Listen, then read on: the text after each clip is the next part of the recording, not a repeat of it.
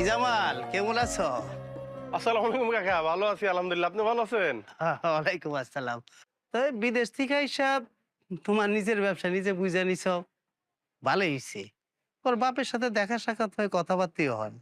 তো বড় ভাইয়ের কাছে থেকে হিসাব পত্র সব বুঝে নিছ? ভাইজানের কাছ থেকে হিসাব বুঝা নিমু? কিসের হিসাব? আরে বুঝলা না, এই যে তুমি বিদেশ থেকে টাকা পাঠাইছো, বস্তায় বস্তায় টাকা পাঠাইছো, বাড়ি ঘর সুন্দর করছো, এই যে ব্যবসা দিছো, ভাই কত খরচ করলো, কত নিল, কত কি করলো, এর একটা হিসাব কিতাব থাকা দরকার না? না, আমার তো মনে হয় দরকার নাই। আমার ভাইজানের কাছে আমি টাকা পাঠাইছি, সেইটার হিসাব আমি নিমু? এটা কি কইলেন কাকা? আরে বাবা, দরকার আছে।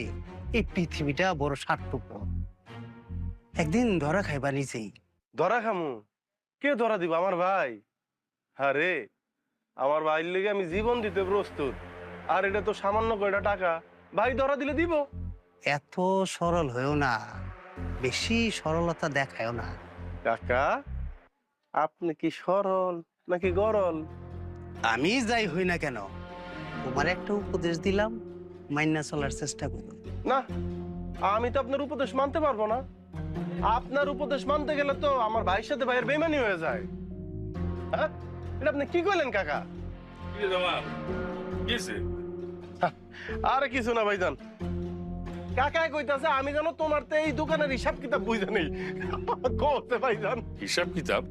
কিসের হিসাব কিতাব? তুই যা নিবি সেটা তো তোরই, আর তুই যা দিবি সেইটাও তোর। এখানে আবার হিসাব কিতাবের কি আছে? কি কাকা, শুনলেন ভাইজান কি কইলো? হ্যাঁ, কি কি বুঝলেন? হ্যাঁ, বুঝবা বুঝবা, পরে বুঝবা, অন্ত বুঝবা না, সময় হইলে ঠিকই বুঝবা। চাচা, যেদিন বুঝবো সেদিন আপনি আইসা কিছু ভর্তুকি দিন কিন্তু।